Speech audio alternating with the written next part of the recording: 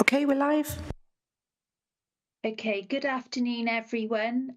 This is Monday, the 14th of July, and it's the Democratic Services meeting. My name is Councillor Lisa Dimmock, and I think we'll go straight to item 1, which is to note the appointment of myself as chair.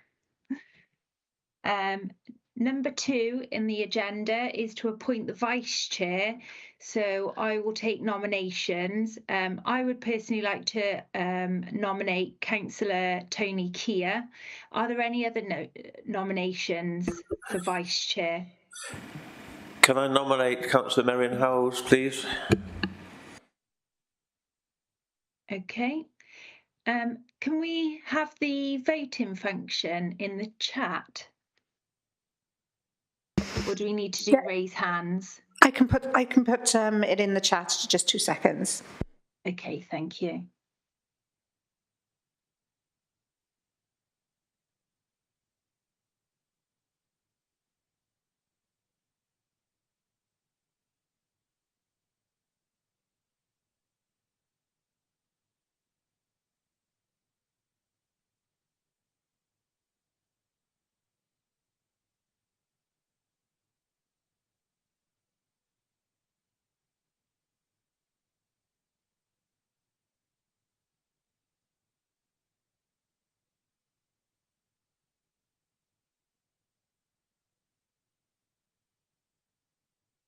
Okay, everyone, there's now a poll in the chat, and also it should be showing on your screen.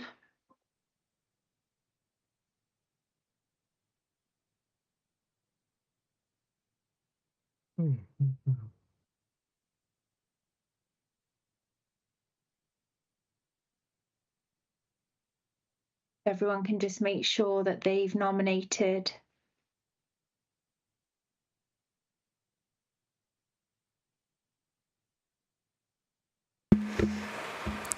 That's all the votes, Chair. There's 10 of us today. Lovely. So congratulations, Councillor Howells. You've been nominated as Vice Chair. Okay, next we'll have apologies of absence. I've had one apologies of absence, which is Councillor Edwards. Have we had any more? No more, no. Okay, thank you. Declarations of interest, I'll take those as and when. We need to confirm the minutes of the previous meeting. So can I have a 2 show of hands to confirm that the minutes are correct? Okay, lovely. That's Councillor Davis and Councillor Hugh Jones. Lovely. Item 6, members' online support. So the next item on today's agenda is an important update concerning members' online support. As we know, having timely and intuitive access to the right information is essential for our roles as councillors. This report outlines key improvements being made to the intranet, including redesigned support packages and introduction of e-forms to streamline the common tasks such as submitting questions and motions and calling. The recommendation states that the committee need to consider the changes and propose changes to improve its use and effectiveness.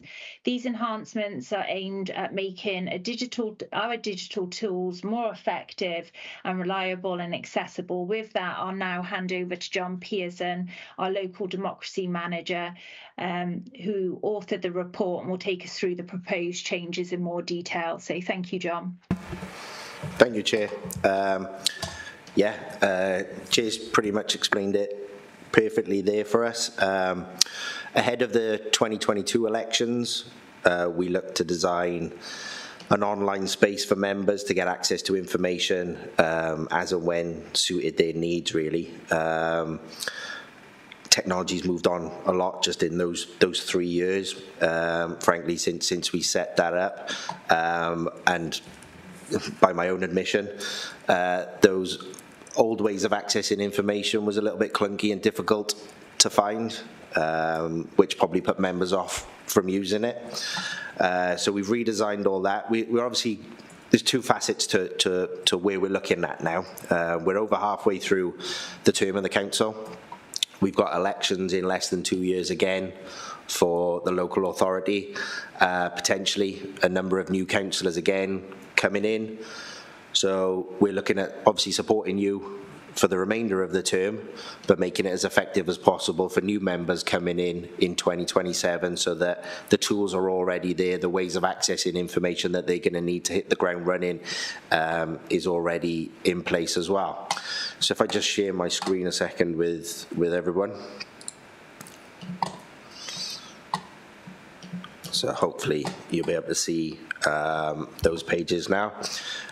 This will be essentially just the landing page, clean, simple, and hopefully easy to navigate with only two options. One for to direct you off as councillors, or one to direct you if you're an officer. We've taken the opportunity to redesign the officer pages and support that we can offer officers, particularly in terms of the decision-making process. Sorry, Councillor Howells, yeah? Sorry, John. I'm on that page now, and I've only got the 5 buttons at the top there. I've got none of the just refresh it or officers. Just refresh it again. No, no, just the buttons. No. Not sure why that is. It should look. Yeah, should I've got the top bit. Have you? We'll have a. John, can I make a suggestion? Sure. Can we drop someone a Teams message and ask them to share a link in the chat? Yeah, we could do that. To see, make sure we're using the right link. Yeah, it's the same link that was in the in the report as well, but I'll pop it in the chat. Lovely, thank you. All working, all sorted. There you go. Right, where was I? Did it? Sorry to interrupt. So there's a couple of short little boxes at the top for quick access to things, who the councillors are, the calendar, forward planner, quick access to seminars and scrutiny. But if we scroll through to the officers page, again, then you've got more quick links at the top for the things that you're going to access the most. Things we often get asked that we actually haven't really made it available, things like the declaration of interest form and the call-in request forms. We have to email them out. Well, they're there now. They'll be there for you to just tap into as and when you need them. Things like accessing the intranet and exempt reports, quick link in there for you, as well as through the app on your devices and things like that. Then we sometimes get asked for sections for key projects, so for budget setting information, RLDP as an example, or when there's a major event on, perhaps there's some documents that are member specific, so they'll sit in the background and you'll be able to access those. Guidance and support, I mean, within here we've just got a big library of documents from all different places, agencies, WLGA examples, and there'll be various guidance in there depending on what you're looking for, and you can just use that to search. So for example, there's guidance for chairs in there and how to chair meetings, social media guidance, personal safety guidance, all sat within there. I'll come back to the questions and motions in a second. Often we're asked for recordings of seminars, and Councillor Howells, you asked me for this one the other week, so trying to make it nice and clear. If you want a seminar, just click that link, go watch a recording, and the supporting documents will be sat next to it. Quick guide to the Constitution, scrutiny support. At the last meeting of the committee, we had a link to the Let's Talk Monmouthshire and an overview of that, so there's a quick link into there. And really what we've done is just try and design it as a one-page place for you to go to access everything you need. So you don't have to go to the home page to access MyView or the website to access Let's Talk Monmouthshire. There'll be one page, we'll get it put on your desktops. You can open that and it should have everything that you need in terms of the support and the frequent questions that we get asked. So I'm not going to dwell on it too much. because you had the link was in the report's fairly self-explanatory.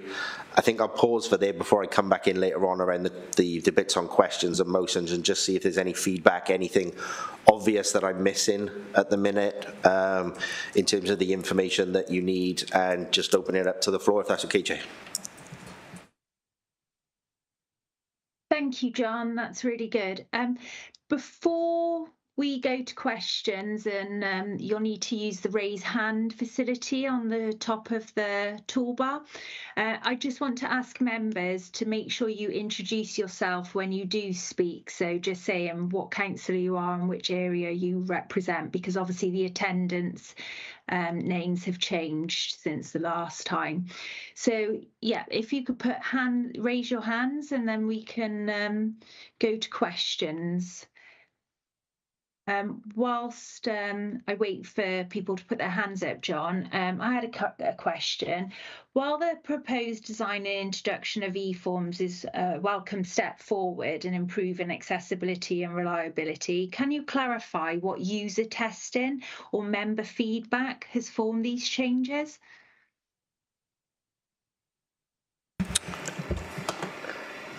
As I didn't go over the e-form, shall I come back to that one a little bit later? Fine. If I give an overview of those processes for the questions and the motions and the call-ins, and we just work on the design and content of those pages at the minute, and then I'll come back to that one afterwards. Okay, lovely. First, we've got Councillor Peter Strong, and then I've got Councillor Louise Brown. Thank you, Chair. I have to say I really like it. It's far better than what we had before. Although no doubt when it starts to be used, amendments will come about as a result of that, being what life is like. I wanted to ask about the section on officer responsibilities. I don't know if is it up to date as it stands. No doubt there will be changes at least from next Thursday onwards.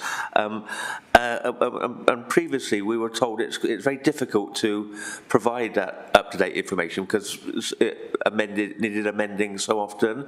Does the new approach make it easier to keep that more or less in real time? And well, maybe a bit optimistic, but to keep it pretty much up to date, because I guess that is something that members are using all the time, and even 3 years in, it's often quite tricky to find out who it is you want to speak to.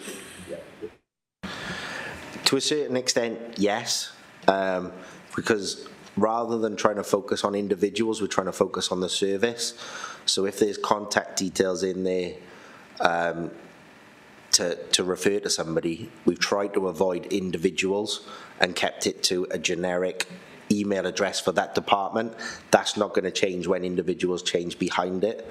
Not all services do, so there's going to be individual names within that, but it's as up to date as it currently is now. So the hierarchy from Teams is the council-wide hierarchy that is used through MyView and payroll and the way delegations and everything else work. So that's not even in our gift. That's the corporate system for working out who's responsible to who. That list of contacts, yes, is generic where we have it. So we won't need to keep that up to date ongoing as much as we do. But where there are individual ones, there's still that risk, unfortunately, that sits in the background. Yep, that's fine. Just to apologise, Chair, I fell at the first there. I forgot to introduce myself. So, Councillor Peter Strong, representing Roggett. Thank you, Councillor Strong. Councillor Louise Brown. Yeah, good afternoon. Councillor Louise Brown, representing Shire Newton Ward and a member of this committee. I just wanted to ask about when I fill in consultation responses, I tend to download the response form and then fill it in, gradually so that I can amend it and edit it and so forth. But I don't know, I'm not quite sure whether you can do that on the online forms. And the advantage of sending it, in a Word document by email is that you've got, evidence on your file of what you've submitted, and you've obviously got it saved as well. And, in a sense, you get feedback on it. So how would all these editing and saving and feedback work on an online form system? Because it looks like you just submit it and then it's disappeared and you don't know where it's gone and whether it's been properly received or whatever. So I'm just a bit concerned about the editing point of putting in online documents and also the saving of it so that you know what you've put in, and also the feedback. Thank you. Thanks, Coach. Sorry, and the other question is, how can you find it from the hub? Because obviously we've got a link here, but I'm not sure the route you actually get to that homepage. Thank you. Thanks, Councillor Brown. Are you talking about the Let's Talk consultations there, or the questions and motions specifically? Questions, motions, and call in, and you know, I suppose the ability to, do you get feedback on your submitted form? Do you have a copy of it, and that sort of thing? Yes, you will do. And I'll cover that off in a bit again once I just show how they'll work. But as the person submitting a form, you'll get an email back to yourself with the answers that you submitted. So we haven't put an edit and save in this, because even with motions and questions, I don't think there are any more than 5 or 6 questions that it'll ask you, and even some of those are which meeting are they going to, what is the actual question, things like that. So it'll just be filling them in very quickly at a point in time. But yeah, they get saved, they get backed up, they get emailed to yourself as well as to us in the team. So you've got a record of it. There won't be a file saved anywhere necessarily for you to refer to, but you'll have that email back to you, and like I say, we'll have it in a full list of all the answers that have been submitted to us as well. And then just on how you would access the site, let me if I just share my screen again.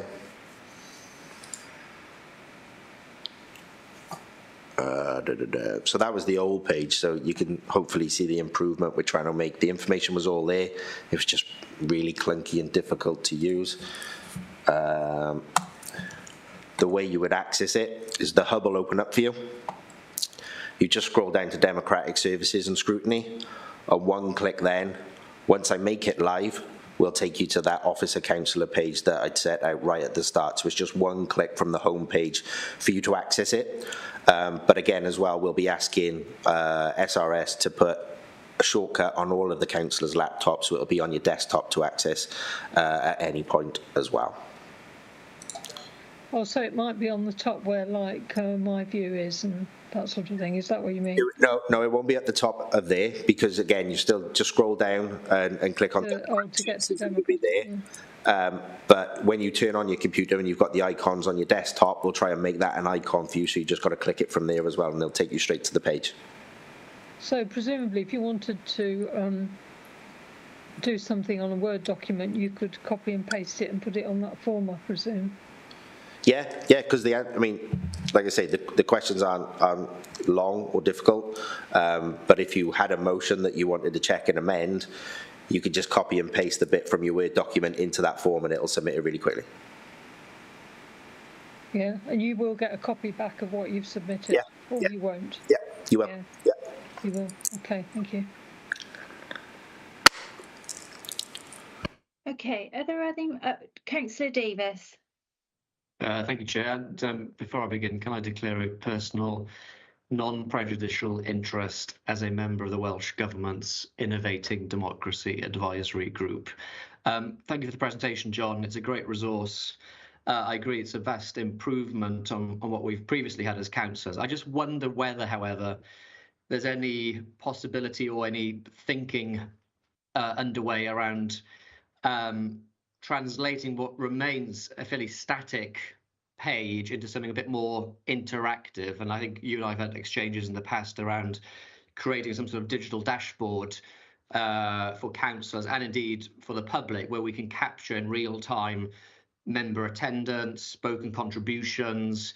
And I'm just thinking of the integration with what you've presented here today. That dashboard, that natural evolution of that dashboard could conceivably capture motions tabled by councillors, questions tabled by councillors. So wanted to probe a little further whether that remains a longer term aspiration, and if so, what support do you need conceivably from this committee, notwithstanding, of course, the obvious resource implications from such an aspiration. So I suppose a question about how this is naturally going to evolve, and how that integration piece will be further enhanced between the My Monmouthshire app, because as councillors, when we submit casework, we have that dashboard when we land on that page. How can we marry those platforms into one consolidated dashboard, I suppose, is the crux of my question. Thank you, Chair.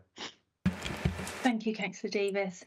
The answer to that one is, for some of it, is quite difficult, unfortunately, because something like My Monmouthshire is a specific supplier that is providing that service to us. When we're looking at building things like we have with the e-forms, we're building it on the Microsoft platform, so everybody can access it. But integrating external platforms with Microsoft is very difficult, and partly you've come on to the next item in a way, on what we're bringing in terms of the changes in the council chamber, because yes, as a committee we had those discussions a while ago about getting voting preferences up on the website and things like that, and that new system will help us to do that very quickly and very easily. I think there's two elements to this though, and one is that this is an internal platform designed for councillors only, so where we can put information ahead of decisions being made and things specific for councillors, whereas a dashboard in terms of the public is potentially already there. We just need to have that information and automate it in better ways, and that'll go through the website itself rather than through this intranet platform, which is designed for members only and stuff ahead of decisions being made. Taking your point though on the static information, the one thing we'll be looking at ahead of the next set of elections in 2027 is how we can use Thinky, the Thinky system, much better ahead of new members joining. What modules, as part of the induction that was all basically face-to-face last time, can we look to adopt as an e-learning package? Can we make committee-specific e-learning packages, so perhaps we don't have to be having everybody coming in? Things like GDPR training, they're all stuff that's already in Thinky, but form part of the induction, and how we can link all those together, and they're going to be more interactive rather than just static guidance that is sitting there. So part of this is making sure, the reasons why we've not done it is because directing councillors to some of these places has been very difficult to do in the past. This is about getting a place where members feel comfortable using this as a home page, essentially, to navigate their way out to these other platforms and then have confidence in using those. So this is the starting point, and eventually, like I say, I'm hoping that we'll be able to adopt different platforms that the council's utilising, and unfortunately then things like Thinky is another hosted platform rather than our own, so getting information and interacting with that is difficult, but it's getting you to the right place and getting the right information to you when it is you need it. Thank you. Are there any more questions for John? John, do you want to continue with, sorry, Councillor Brown? Yes, in view of the question I put to Council on the 17th, whereabouts would key decisions be published?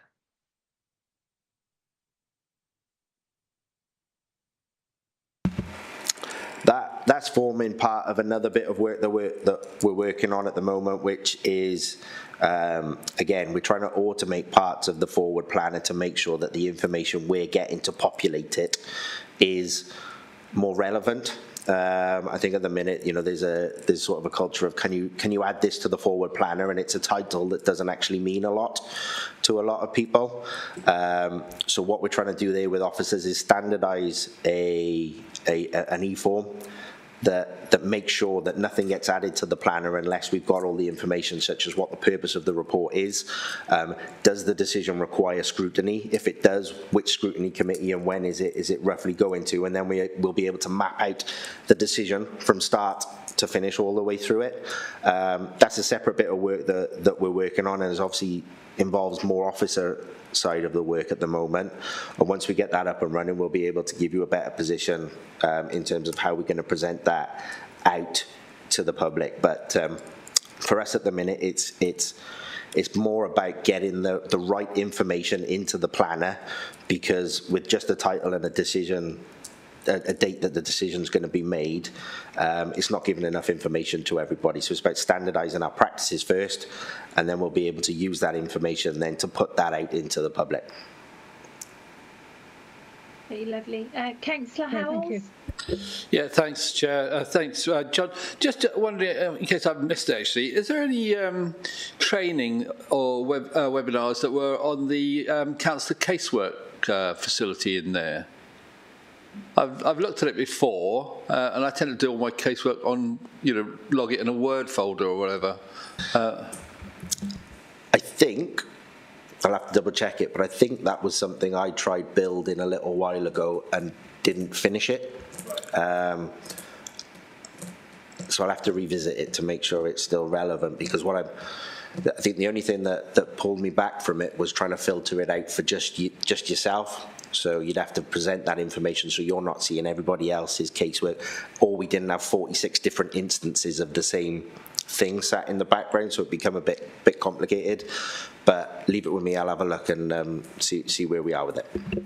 Thanks, John. It looked quite interesting. Obviously it's going to list priorities and things like that. It looked like a good initiative, but I wasn't quite clear how I could use it.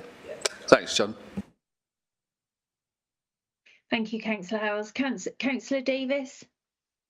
Yeah, thank you, Chair. Just another question that's occurred to me, and it pertains to community and town councils, not to add to your job, but I just wonder whether there are any learnings or best practice that we can share with our town and community councils. The perennial challenge, of course, at that tier of government is building, that democratic culture, building that institutional resilience. And I just wonder whether there's any learnings here that we can share with community councils across Monmouthshire, or indeed with One Voice Wales more broadly. So a question for your consideration, I suppose.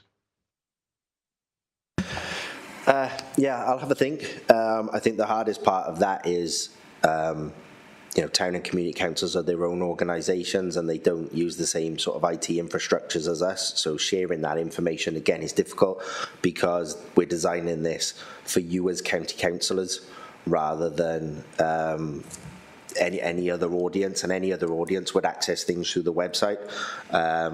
But again, we can perhaps put this on a future meeting just to come back and review it and review whether it's being used, its practicalities, and what else we can add to it further down the line. And perhaps if the chair's happy, we keep this as every other meeting sort of item just to come back and review it. Yeah, just further to the question I was asking earlier, I wanted to say how will ongoing input from councillors be gathered and acted upon? So yeah, I see this as an evolving item on the agenda, to be honest. Yeah, happy to do that. Yeah. I think like the chair and I've discussed already about putting a proper forward plan in place for the committee, which she'll address later on, and we can certainly build that into it. And like I mentioned earlier, the designing of the Thinky modules, we've got to start thinking about that soon, because it's going to take time to actually design the right content of those, and we're going to have to prioritise which ones we think are important, which ones go further down the line. So there's a whole program that we can think about underpinning this with the platform and the Thinky modules, and build it up from there. Okay. Councillor Howells, have you got another question, or is that Sorry, Chair, no, just an old hand. I'll take it down now. Okay. Lovely. John, do you want to then continue with your presentation and looking at the forms? Yeah, no problem. I'll just get that up now.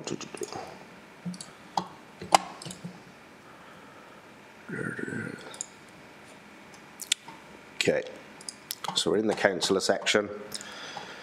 The reason we've looked to design e-forms for submitting motions, submitting questions, questions for council and also the call-in requests are a couple of reasons really, but the main one being that we haven't got a standard way of actually submitting those questions and motions to us, and sometimes they can get lost in someone's inbox or someone's on leave and it doesn't get picked up on until later on. Sometimes they come in different formats and all these sorts of things. So it's just trying to standardize a way that you will input information for motions and questions, and then a way to notify all of us in Democratic Service in the background so we've had something and we know we've got to do something with it. So if I just load it up, submit a motion. So in terms of sort of Councillor Brown's question earlier on about editing forms and saving them in advance, if we're submitting a motion, it's just the two simple questions that need answering. When's it going and what is the actual wording of the motion? You'd fill that in, you'd press submit. If I could probably do it now actually. Just call it test. Once you click submit, if you see there, Councillor Brown, you've got save my response. So you can click that and you can save the responses that you're putting in. And like I say, we'll set it up as well so that you'll get emailed all that information as well. So fairly straightforward in terms of motions. Similarly for full council, when, who's the question going to, and what the actual question is. So they're not long forms, they're just designed as a way to make it really quick and simple for you to fill it in and know that it's been submitted. You get a response and we all get notified about it as well. So questions and motions, as I say, once we roll it out, and I'll drop everyone an email about it, once we make it live, that'll be the new way that you'll submit motions and questions to us. Similarly then for call-in requests, we've done it this way because we always get asked for the call-in form. Very simple again. Which decision does it relate to? When was the decision made? What was the cabinet decision that was eventually made? And the reasons for calling it in. There should be another box on there, I think, after you've filled those in that asks for who's supporting it. I'll have to double check that. And that's it, really. It's straightforward. It's all in line with the Constitution in terms of the information that we need for them. But it's about just having a one place for you to go. Again, finding all the information for support that you want, but being able to do those actions that you do as councillors in terms of submitting motions, questions. This is designed for you to go there, do everything you need to do in terms of interacting with us and getting the support you need, and then submitting things that way. So I just thought I'd separate that out because it is going to be a new process for you, but should be more straightforward than just emailing certain people and it potentially getting lost. Is fill in a form, you can save your responses, you get emailed the details of what you've put in as well, and you'll know that it's done essentially, rather than sending an email off and hoping that it's there. So any questions on that one? Shall I come back to your question from earlier on, Chair? Yes, please, and then we'll have Councillor McConnell. So in terms of user testing on it, we haven't done a lot of user testing from members on what it is because, frankly, it's fairly straightforward and is in the format that we already receive things by email. So in terms of like the question, it's just 3 questions. But if it's not quite right for members as we're using it, then we can obviously review that. What was the other one? Sorry, Chair, you'll have to remind me. I said, how is it tested and how will we, going forward, allow councillors to input on how they find using it? Right, yeah. So user test, and we're not talking about the e-forms there, sorry, we were talking about the whole page. Yeah.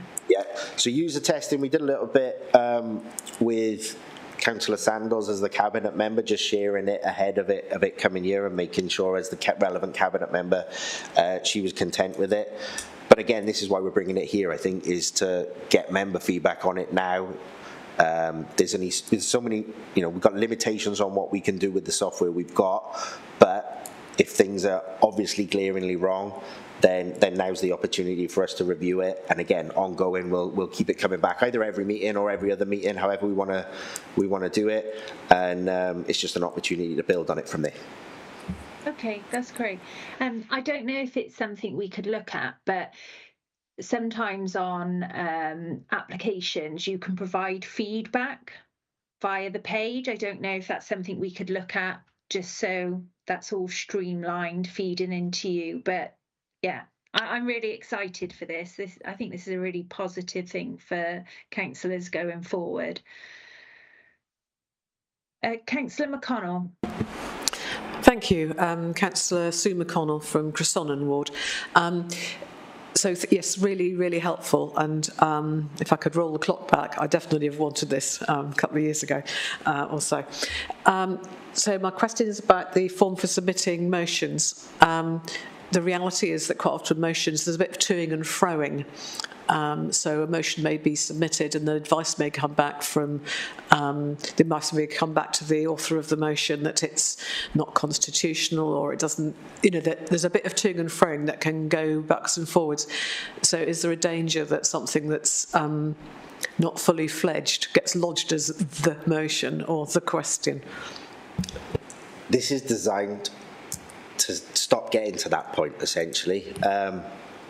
The process at the minute is we get emailed the questions or motions. We wait until the deadline has passed and then we share it out with senior officers, cabinet members, etc.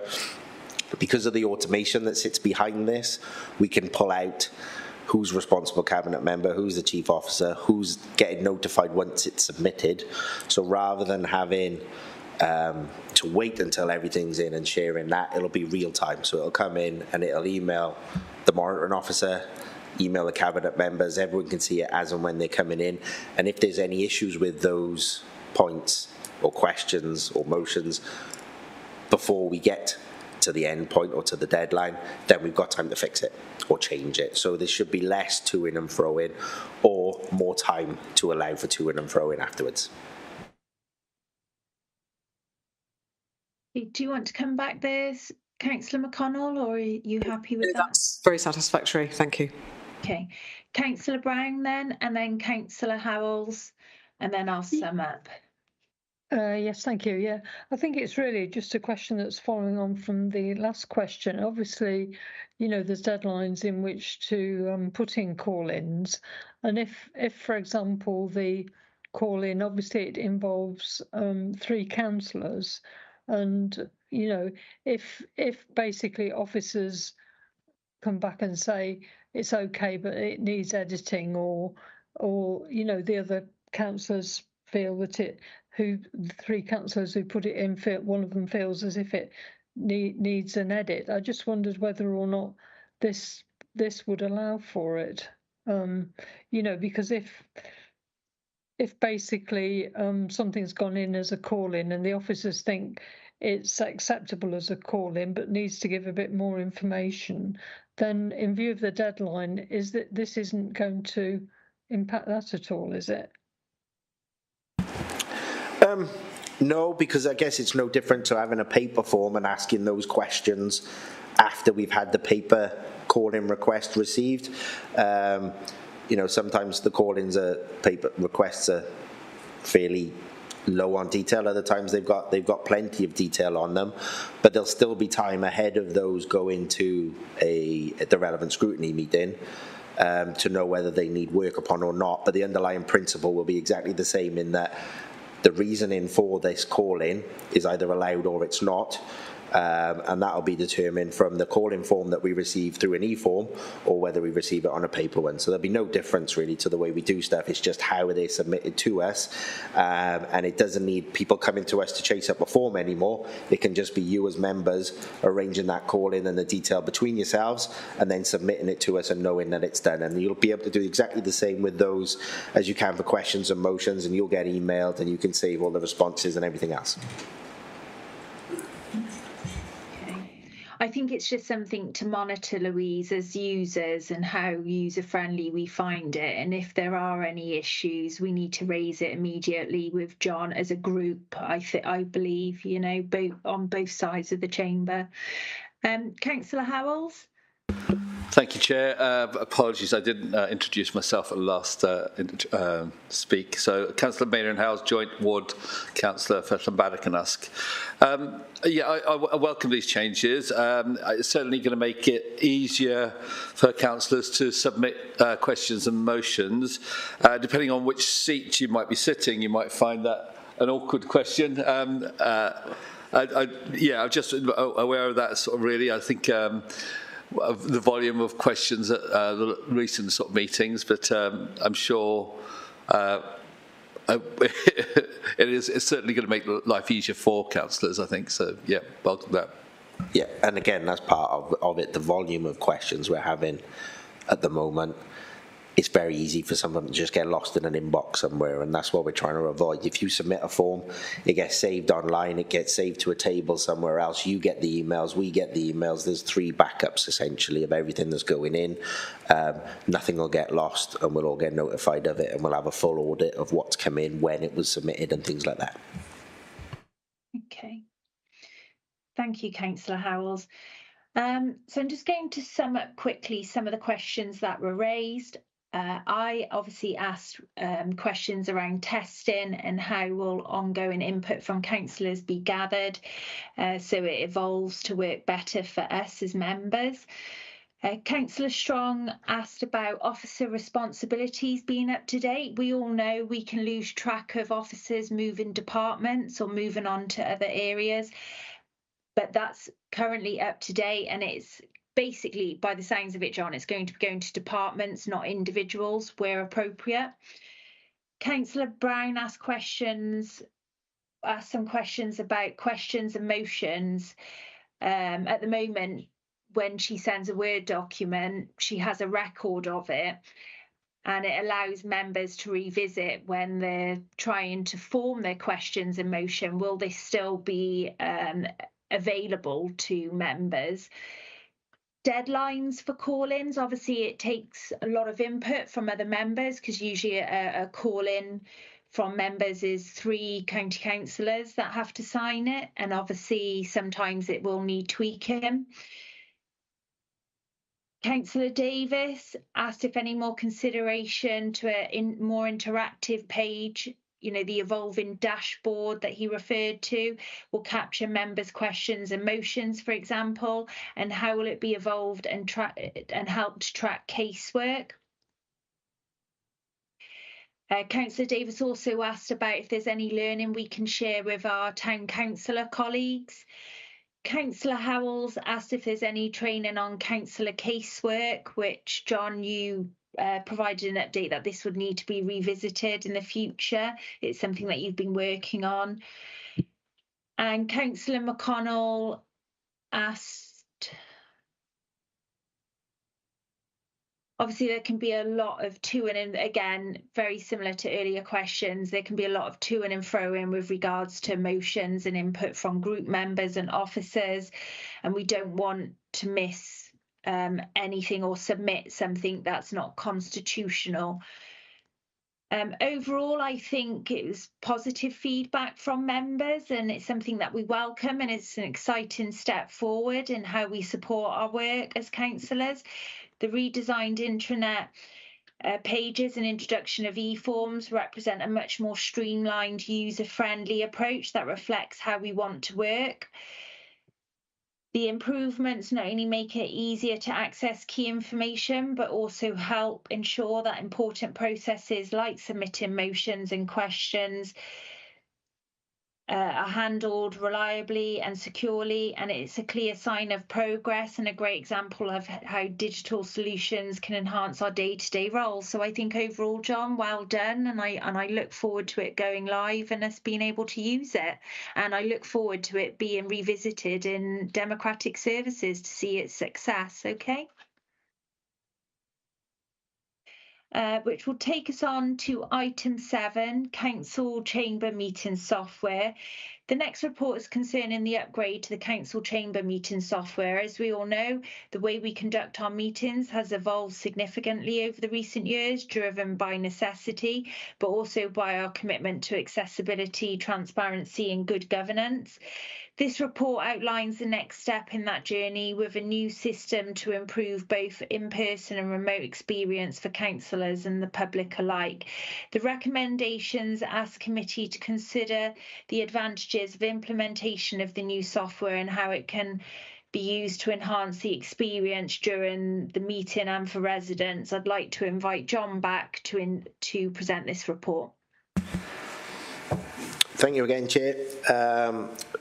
Yeah, great introduction as well. I think we've reached a point, I think, in terms of the life of the council, the political balance, the way we're structured at the minute, that we're asking the software and the platforms that we're using to run our meetings to do more than it can do, or what we want it to do at the moment. By way of background, legislation came in 2021 that required us from 2022 and all local authorities to allow remote attendance at all council meetings and to be live streaming meetings of full council. We've been doing it for a while before that, really. We've been live streaming our meetings since around 2013, 2014. We've allowed remote attendance at meetings. The Constitution was changed under the last term, but actually setting it up and making it really effective before the pandemic particularly was quite difficult. It was lots of cables running around the room and cameras balancing on top of tellies, those sorts of things. But ultimately, the equipment that was in the council chamber ahead of the last set of elections was coming to the end of its life. It was just about holding on. So we made the decision at that point that we needed to refurb the council chamber, not least because we didn't have 46 seats in here from the 43 councillors that we had at the time, but that we needed to make sure that it was going to be appropriate and effective going forward for that new legislation and for the new term of the council. What wasn't available at the time of its installation really was a platform that we could use for our council meetings that would be really appropriate for us. The way the technology advanced during the pandemic for online meetings was just at a rate of knots. It just took over, and we were struggling to keep up with what new advancements were coming in and how we did things. But ultimately, there was nothing on the market that we could say that'll do the job for us exactly the way we want to do it. So on that basis, there was no point going out and procuring a system that wasn't actually going to do what we wanted it to do exactly. And particularly when we've used Teams as we have over the last few years and some of the free bits of software within it to function our meetings appropriately. So pre the last election, the political balance of the council was larger. The gap between the majority group and the others was bigger, and the need for being really clear on where the votes are, who's not voted, things like that wasn't so great then.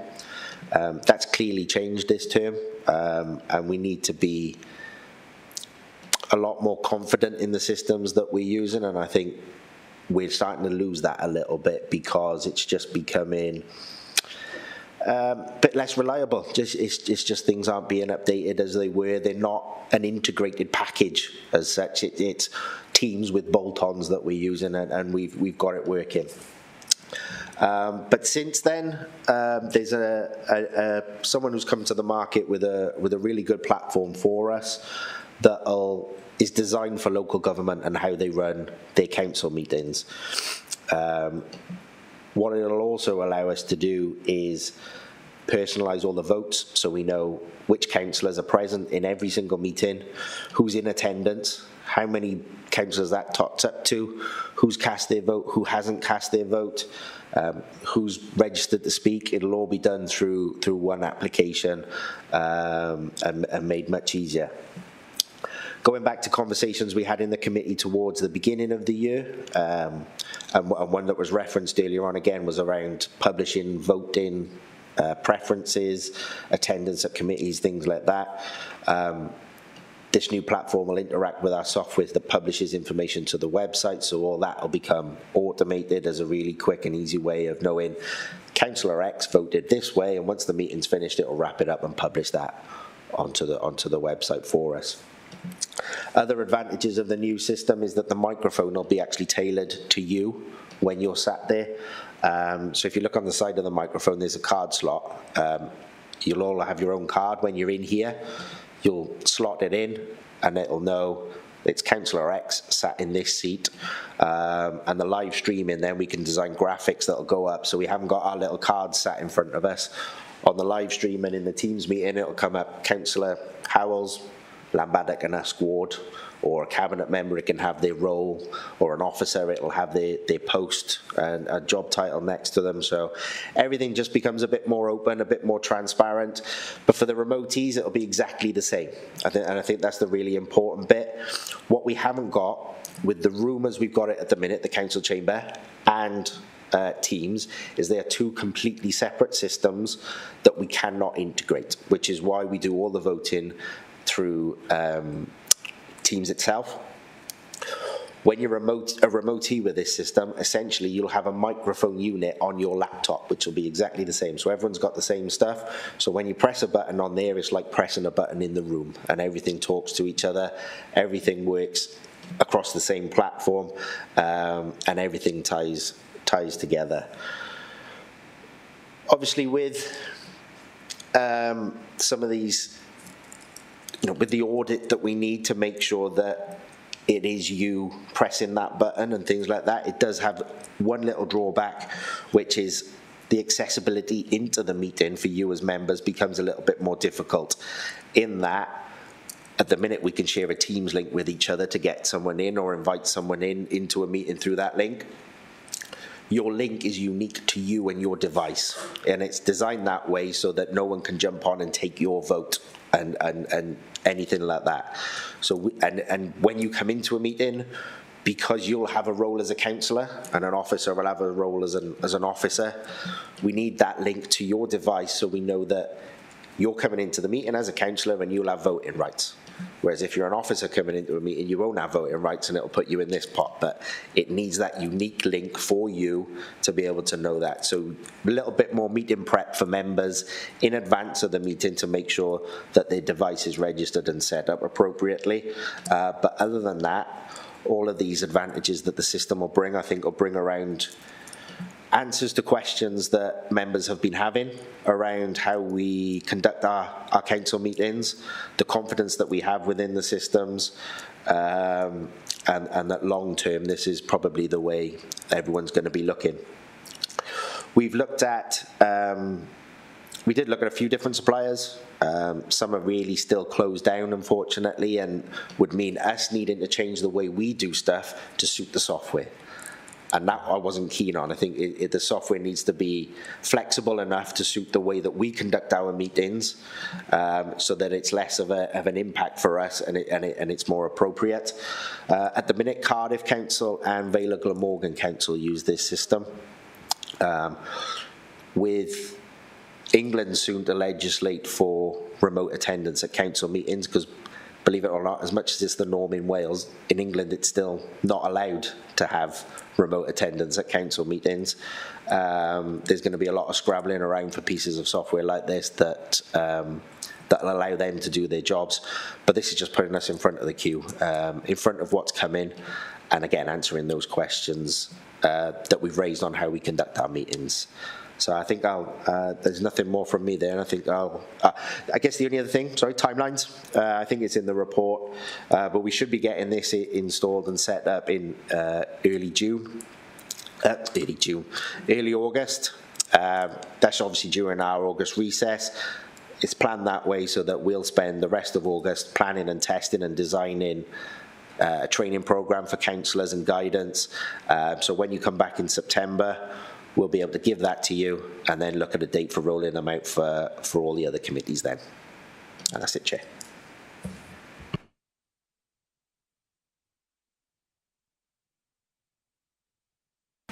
You're on mute, sorry, Chair.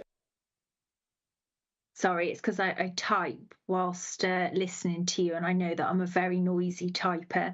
So first I have Councillor Davis, then I got Councillor Keir, then I've got Councillor Howells. Yeah, thank you, Chair. Thank you, John, for that presentation and for the paper. Just a quick question about the resource and cost implications. I know that the paper refers to some surplus budget from last year that was used to support this long overdue, if I may say so, upgrade to our IT and certainly the infrastructure within the chamber. But can you perhaps just provide a bit more granularity in terms of the cost implications? What is the actual precise cost to the authority of supporting this this upgrade to our infrastructure? Thank you. Yeah. There's an outlay initially for additional equipment to actually get the software up and running. The work then to come and integrate it with our existing software that we've got in here and the hardware. That'll equate to, off the top of my head, I think it was about 38,000, and then the ongoing cost is only £6,000 a year for an actual license to run the meeting software. Those costs, when compared to some of the other suppliers who run less flexible software packages, is significantly lower. The reserve come from an external funding that we had relating to changes relating to the sort of general election, voter ID, and things like that. And we were able to use that to offset those initial outlays. With just that £6,000 a year for the actual license for the meeting software needing to be met ongoing. So it's a relatively low ongoing cost, which is our aim, really. You know, everyone's trying to pull away from having systems that cost a lot every year, which is why we use YouTube. We know its restrictions, for example, to live stream our council meetings, and it might not be as fancy as some of the other councils. But they're all looking at the budgets, they're looking at how much it costs to live stream through certain platforms that has more functionality, and more are looking to move away from that to better cost-effective options. And a brief supplementary in response to that, if I may. You alluded to some of the external funding that's been leveraged to offset some of these costs in the past, and you also reminded this committee helpfully that Wales has legislated for remote attendance. I just wonder, given this is a legal requirement, are Welsh Government providing any funding to local authorities to deliver on their legal obligations? Funding was provided to local authorities as part of the legislative requirement back in 2021. That funding then was used to offset the installation of the equipment in the council chamber that we've got now. But again, at that time, because there wasn't a suitable platform for us to adopt to host the meetings on, we didn't include that as part of that procurement, and the funding that we had from Welsh Government back at the time due to the legislative requirement was part of the original chamber refurb ahead of 2022. So there is no additional funding because there's been no changes to the election, to the legislation since that time. Thank you for that clarification. Thanks. Thank you. Councillor Keir, Councillor Keir, and then Councillor Howells. Yeah, thanks very much, Chair. John, thank you very much for that comprehensive, logical, understandable report with these good comparisons. And thanks very much then also for expanding on Councillor Davis's point on costs. Sorry, I should introduce myself, Councillor Tony Keir, joint ward member with Councillor Howells for Llanbadach and Usk Ward.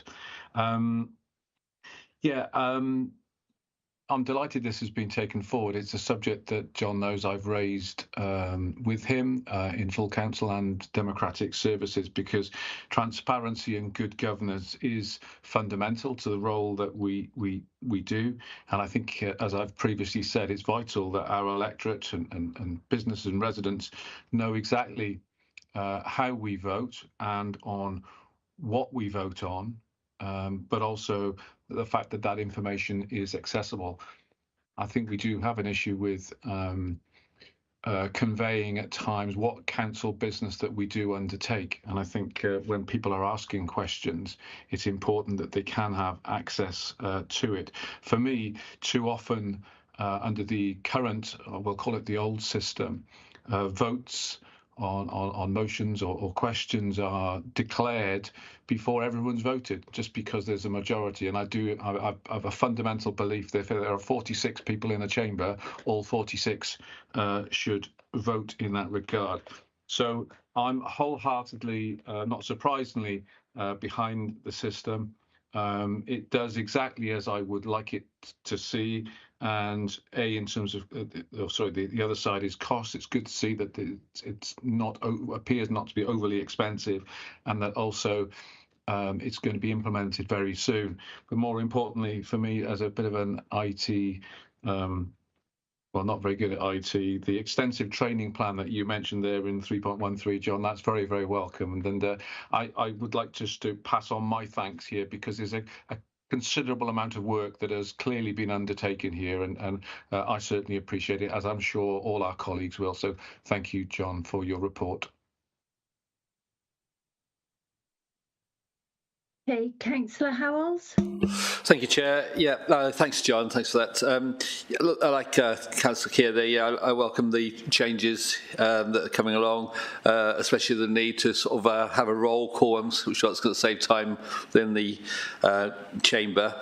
As new councillors, I recall being surprised that I wasn't required to have a record of my own vote, sort of thing. So that would certainly help. I'm sure it's got rid of the judgery voting section on the poll, so that's always good to hear that. And I like the idea of having ID cards for here. Will that be a combined ID card for a ordinary? So it'll be a separate card, will it? Okay. Yeah, again, unfortunately, different system, different things. This is just designed just for this system. We're going to work out the best way to do them. At the minute, there's a bunch already printed at the back that we can assign to people. It might be better that we just have them on bunches of committees so that they're already separated out for people. But yeah, it'll just be a case of slotting it in, and that'll know it's you straight away.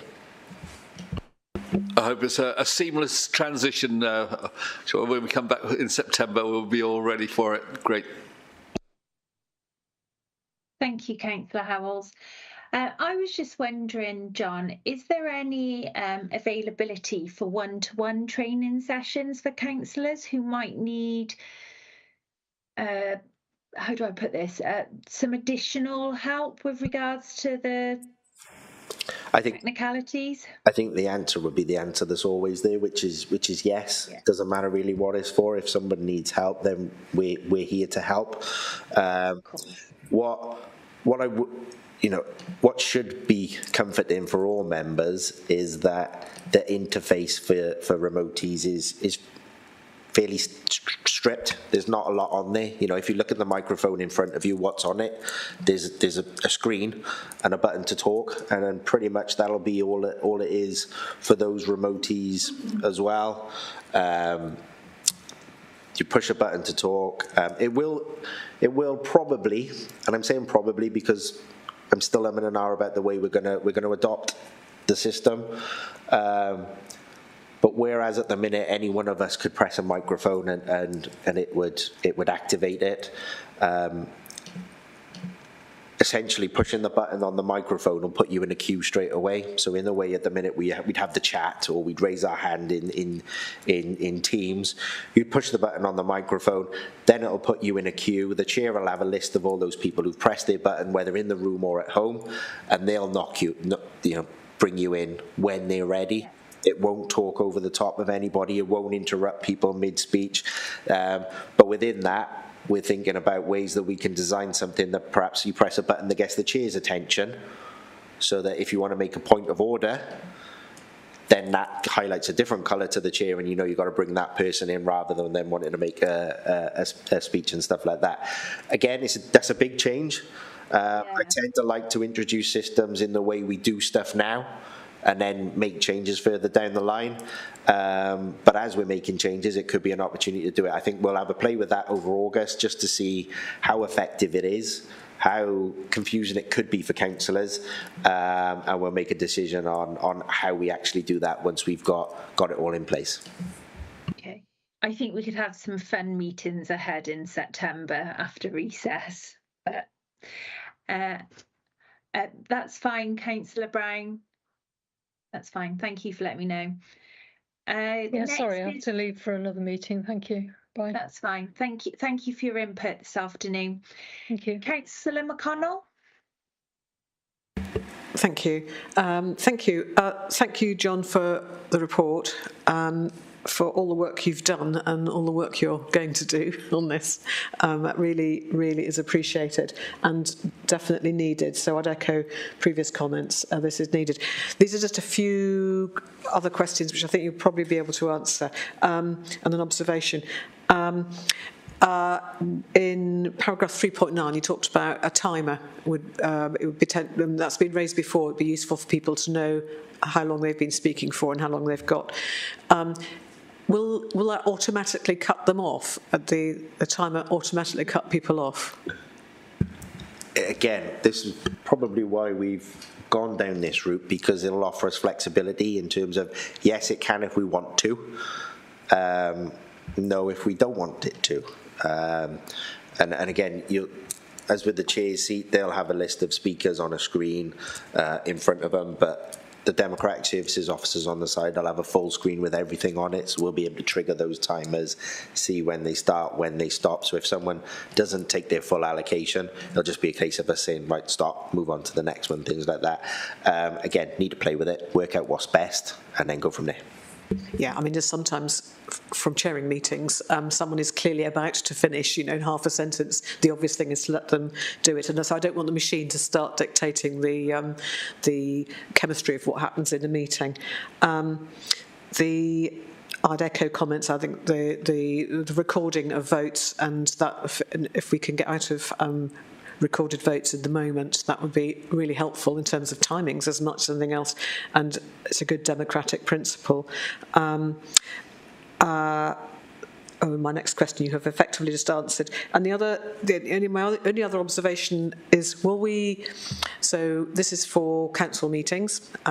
We talked about scrutiny in full council. We do a lot of meetings, quite a lot on Teams, and I'm wondering whether those will continue. And in particular, the reason I'm asking that is I found it really helpful to log into, I did it last week, I logged into a Teams meeting using my phone. And I was travelling to London and Cambridge and back. I really don't want to have to lug my laptop for those that I might have to. So I'm just wondering how that might work. Yeah, Teams will still be available for the majority of meetings that you do. So group meetings with officers, calls, everything else will just still carry on through Teams. It's going to be when we're doing an official council meeting, when we need to think about having that specific piece of equipment with us. And again, it comes back to not being able to share those links to a different device and being comfortable that it is you that's logging in. Again, I need to have just a little play with it to see how strict it is, because it might be that if you're on a phone, we can put it to your phone, but we've got to make sure it's registered to your phone before that meeting in advance of it. So we're going to make an assumption that you're going to use the council-issued laptops, because if you're doing a council meeting, generally they're too small to be doing that on. But there will be other options. We just need to make sure that we've registered and set it up on the device that it is you want to be using. So it's that, in terms of the flexibility, that I say is more difficult, because doing things last minute is going to be complicated compared to being prepared in advance of the meeting and knowing exactly what everyone's doing. Thank you. Thank you. Thank you. Next, I've got Councillor Strong. Thanks, Chair. I welcome your answer to Councillor Dimmitt's question about one-to-one training. I think that's going to be particularly important for us members of the Chairs Union, whether it's full council or the various committees. Councillor Dimmitt thinks it'll be fun. it might well be, but perhaps looking at it positively. Depends which end of the fun you're on, maybe. But it will be important we get that right and get a bit of practice at that if the meetings are going to run efficiently, especially in the early days. a question again about the time limits, and clearly Councillor McConnell's right about we don't want any automatic cut-offs because apart from anything else, the Constitution does allow discretion of a chair on those sort of things. Pretty clear though that we're operating a 10-minute time limit on normal speeches and whatever, and that's in the Constitution. But we also have. I think by custom and practice, really, 3-minute limit when it's questions and answer to questions, but that's not actually in the Constitution. Would that 3 minutes be fed into the time limits on cards? Essentially, the timers will be, in the majority of cases, manually triggered by us as Democratic Services officers. What we'll do is we'll set up a template for the type of meeting that it is, because again, planning is 4 minutes. So we'll be looking to set up templates within the software to work out what it is we need to do, and then they'll just be triggered as and when everyone starts talking, then and work their way through. So there'll be, again, it's just flexibility built within it to do however we want to do it. Thank you, Councillor Strong. Councillor Keir, did you want to come back in? No, that's fine, Chair. I forgot to take my hand down because John's answered my question in the chat, but I'll just do a quick follow-up to John on that as well. Thank you. Lovely, thank you. Councillor Howells? Yeah, thanks, Chair. Just really with the hand raise function. So previously it was quite a strict order, so you weren't allowed to sort of take your hand down. Will the new programme have the same? So is that in our constitution that it has to be followed, the order? No. So you will be able to take your hand down on the new system. You just press the button on your microphone and it'll take you out of that queue. There's nothing in the Constitution, but essentially it works in the same way that before we had any technologies, people would stick their hands up, the chair would flag it and make a note, and that's how the order of speakers is established. So whoever will press their microphone, it'll just queue them up in an order to speak, in the same way you used to press the button to register your interest to speak, and then it keeps it in order. The problem with the software now that we've got in Teams is it was losing names, it was recording blank clicks, all those sorts of things, and then we were losing the order of the way we wanted people to speak. So we got to keep that strictness to it, just to keep it all fair and have some order to proceedings. Thank you. So looking at my list, I have no other questions, so I'll just sum up some of the questions asked and points raised. Councillor Davis asked questions relating to the how this was paid for and the budget that was used, and he also asked if Welsh Government provided any funding as part of the legislative requirement. Councillor Keir obviously supports this report and has previously raised the importance of public knowing how councillors vote, so I think you welcome this wholeheartedly, Councillor Keir. Councillor McConnell had questions with regards to the time cut-off of questions and motions. I think that's 3.9. Will it still allow the chair the flexibility to allow members to finish the presenting motions and questions, and this will allow the chair that flexibility. Councillor McConnell also asked if this function would allow mobile phones to be used in full council and in meetings, and I think certain meetings we find the use of mobile phones really easy, but I personally think full council should be done on laptops, not mobile phones, to ensure better housekeeping. But Councillor Strong also asked if the 3 minutes would be applied to questions, and obviously John provided us an update and said there will be templates in the software and this will be triggered as and when required, so whether it's 4 minutes for planning, 3 minutes for questions, or 10 minutes for a motion. And Councillor Howells asked the raised hand function, will there still be a set order? So I think this is exciting times ahead for Monmouthshire Council. September is going to be some rather fun meetings for us. I think the MVI meeting management software makes a significant, and I look forward to the positive steps that this is going to bring to full council. I think it reflects the upgrade of continued commitment to improving the democratic process by making meetings more accessible and transparent and efficient for both councillors and the public. By integrating remote and in-person participation into a seamless environment, we are not only future-proofing our council chamber, but also enhancing the quality of our debate. The features such as real-time voting displays, clear speaker identification, improved live stream are set to elevate the experience of all involved. And importantly, this investment and modernisation supports greater accountability and visibility of the council's proceedings. We'll move forward now to item 8. It's the date of the next meeting, which will be the 13th of October. I just want to discuss with members a forward work plan. There isn't a forward work plan that's available at the moment publicly, but I know John has been working on one since I was nominated as the Chair of Democratic Services at full council. And there's some items that I would be keen to work on, which is empowering councillors, so looking at training and tools, which I think we're looking at today, if I'm honest, ensuring that we are supported and ensuring officers are supported and meet our needs to effectively support our residents.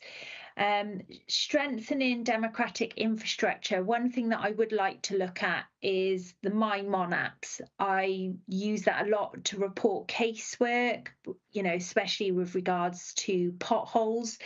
I don't always find it the most user friendly, and I do get complaints from residents. So I thought we could look at that. And how we engage with the planning application process and the use of the planning portal. What else is there? I would also like to see how we can champion local democracy, especially with young people, elderly and vulnerable and underrepresented groups and local organisations, and just ensuring that the council has a robust forward work plan.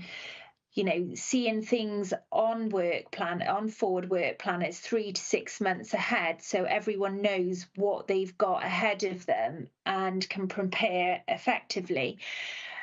So John and I are going to spend some time trying to shape a forward work plan, but obviously I want your feedback as well and what you want us to be looking at.